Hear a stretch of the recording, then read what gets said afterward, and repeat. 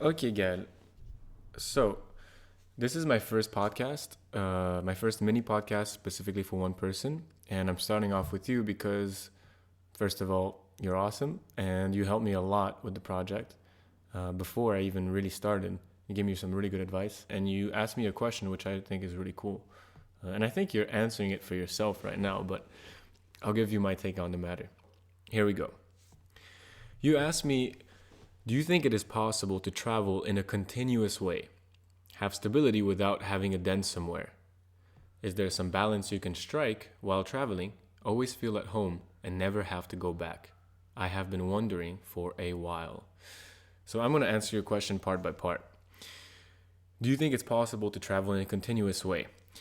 Yes, and I don't need to think. I know so because I've done it for the past 3 to 4 years. I mean, of that time, I really spent a good 10 months out of each year traveling, if not more. I only go home in the summers, and even when I'm home, I spend a good third of the time to half of the time traveling in Europe. So, so yes, it's definitely possible, no doubt about it. And to have stability without having a dent somewhere, there's something very interesting that happens when you travel all the time, especially the way I did it, because it was essentially being homeless, right? And I rarely, would book a hotel or a hostel. I usually would show up somewhere. I would know nobody. Sometimes try to see if a friend had a friend, but usually I wouldn't know anybody. And I would have to figure out my needs once I got there, and often not even speaking the language. I mean, for me, I did this to figure out who I was, right? And the process of doing this, of being in ever changing environments, everything around you changes all the time, that you figure out what part of you is there and is true in all the different environments you're in, and what is the part of you that changes depending on which environment you're in. A lot of who we think we are depends on the environment that we are in. It depends on what you mean by stability. It depends on what you expect and what your expectations are. If you are willing to lower your expectations, then yes, you can have the stability you need, I believe, everywhere. And you have a baby, and that for me is incredibly interesting. I always wondered what it would be like to travel with a baby with me. And that for me is a fascinating question. I would be interested to see your take on the matter because I know that you've been moving around, and to do so with a kid for me is really amazing and awesome. And that's something I hope to do if and when I do have a child. I know a lot of people are very scared to hear this because I would be a crazy dad. I'm probably not the best person to ask about stability because I'm a very unstable person. I'm all over the place. I go from one extreme to the other, and I'm comfortable with that and I like it. But I definitely am crazy. And most people would not want to live the life I have led. And a lot of people would probably go completely insane. And a lot of people would probably argue that I am completely insane already. But it's working for me now, so it can work. Is there some balance you can strike while traveling? Always feel at home and never have to go back? Yes, you can strike that balance, but you can also always feel at home, because I believe if you trust people, if you're open to strangers taking you in, I believe you can find family everywhere you go. But if you're lucky, you have a family of your own, and you will never have other people like that in your life. Those people are special to you, and your home will always be your home. And I believe I say home is where the heart is. I really believe this. And you can carry your heart on your sleeve. You can be at home everywhere you are, but there is special significance to the people you grew up with and who nurtured you, and that will never change. As for never having to go back, if you have a home to go to, you probably will want to go back, but you do not have to go back. You're free. You can vagabond indefinitely, I believe. And people say it's only possible when you're young, right? I don't think that's true. I've met people who are really not young and are traveling and living lives that are really nuts. But for sure, it's easier to do, and it's more of a desire that's there when you are young because you have the desire for exploration, right? I believe that one's beliefs have a major impact on the reality that you create. And though not everything might be possible, holding the mindset that everything is possible is the only way to discover what actually is. And a lot of things I did were things that people told me were completely ridiculous and impossible, right? But it's only because I somehow, for whatever reason, thought they were, and I tried it, that I discovered what I actually could do. And honestly, I think if there's something you want to do, you really want to do, you're the only person who can answer that kind of question, And for sure you can do it. You'll figure out trying to implement your ideals into reality, how they can be done, and your ideals will evolve and you will realize new ways of doing things that were completely unexpected. Oftentimes, I had a goal or there's something I really wanted, and it tends to happen to me in a way I completely did not expect. And achieving success in a way that's just stranger than fiction. So, yeah, man, right on. Try it out and let me know how it goes. Now, there's another aspect of your question which I think is very important, and it's one that sometimes I don't really want to address because I find it kind of boring. But actually, it's not boring at all. It's just that it's not something I like to think about, and that is the logistics. It's all fine and dandy for me to say that yeah, you have your ideals and all that is possible, but the real question for a lot of people is logistics. Like, how do you actually make it happen? Most of the time, people feel like the thing that's limiting them is money, right? Or time.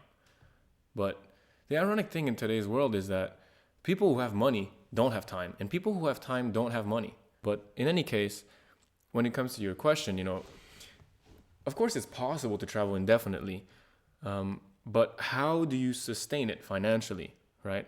I mean, the way I did it was I didn't sustain it financially. I just went for it and I figured it out on the way. And the what happens when you do that is that you will figure it out because you just simply have no choice. And when you have no choice, all sorts of opportunities open up to you because you're looking out for them. But there's a whole movement nowadays called digital nomadism. I don't know if you heard of it. It's getting really popular. It was popularized quite a few years back. I mean, I first read about this when I was probably 16 from this guy called Tim Ferriss. He wrote this book called The 4-Hour Body, The 4-Hour Work Week, sorry. And it's basically about how you can, use geo arbitrage. And this word means basically go to countries which are poorer than yours, have a lower cost of living, and earn money from the first world and use that money in cheaper countries and, work on your laptop, whatever, your own business or work on the internet and live, most of them go to Southeast Asia and live in Thailand, Bali, well, whatever. And for me, the idea is, it's interesting. It's groundbreaking in a way because you become location independent. So you do travel, but you end up spending a lot of time in coffee shops and, still doing a grind. My traveling was born out of the realization that I couldn't spend more than a couple hours of a day working. That anything past 2 or 3, maybe 4 hours would be time spent on distraction. Like it's just not possible, at least for me, to spend 12 hours a day doing something, especially something that requires focus. It's just I don't have that much of a bank of focus energy, and therefore, I would spend like 12 hours a day trying to make myself do something and end up with 2 or 3 hours of actual work. So I thought, look, if that's the case, why don't I spend the rest of the time traveling and exploring the world and then give myself a good 2 hours every day to work, and I will only have those 2 hours, whether it's when I wake up or before I go to sleep or whenever I find time on the road, and I will use that time extremely effectively because I won't have more time to waste. So that's what I did, and I ended up working, what I wanted to do was study, self-study, right? I maintained my self-study after I started traveling, and I self-studied in buses and trains and got in the middle of nowhere in between borders, just like sitting under a tree and pull out my computer in the middle of nowhere and do my 1 hour or 2 of work. And it worked because you just simply have no choice. You only got that certain amount of time to do it, so you do it. And that approach is great when you already have a game plan for what you want to learn or what you want to do. But if you are working on concept heavy learning, or you're trying to come up, you need time to introspect and come up with something new. That's likely not going to work because the grind of travel, all the things you need to deal with, the free time you will have every day will not be much, and it's not enough to sit back and really consider a lot of things. It's doable for tasks you need to accomplish. Or, for example, I was learning things, I already had everything planned out, so I just had to go through it. But let's say I was trying to learn, theoretical physics, or if I was trying to do some complex mathematics, it would be difficult because I need to actually really think about that and have a peaceful mind to do it. So it works for certain types of things. Now, another thing that makes all of this possible is the internet. Without the internet being what it is today, I mean, there's no way I would have done this. From the beginning, from quitting school to self-study, I mean, just that alone would not have been possible without the internet, because I wouldn't have access to all the resources I use to study things on my own. But mostly what I want to talk about relative to your question is, when you travel, you can feel lonely. But for me, I use the internet towards this kind of ideal of world community I always had, and to keep in touch with everybody I meet. And really, that's why Facebook is so important for me. I disagree with Facebook, the way they do a lot of things, the fact that they're a company and they sell our data and blah, blah, blah. But at the end of the day, it allows me to keep in touch with almost everyone I meet who I want to keep in touch with. And that's pretty sick. So yeah, I can be anywhere, and I don't feel a need necessarily to go home because I'm in touch with my whole family, I'm in touch with my friends back home, and I'm in touch with all the friends I met traveling. So yeah, of course, going home is not the same being there, but I do feel like I'm in touch, and I can speak to people, within a day. I can have a conversation with almost anyone in the world, and that's just awesome. And the last thing that's worth pointing out, I think, is what kind of travel you're thinking about. If your question is, can I be location independent indefinitely? Yeah, for sure. If your question is, can I travel in extreme ways without stopping and keep on going? The answer, again, is yes, because I've done that. I just kept on going. Even my breaks were in places I'd never been in before and ended up being whole new stories and adventures. So yeah, for me, I mean, anything's possible. Honestly, just go for it, because whatever everyone in the world would tell you is not possible is really just something that's waiting to be shown it possible. And if it's something you want to do, you're the person who should be doing it, because that's how we contribute value to society, right? We inspire, we show that anything can be done when there's a will, there's a way, right? That's what my mother says all the time. So yeah, any question of if it's possible, the answer is, do you really want it? And rock and roll if you do.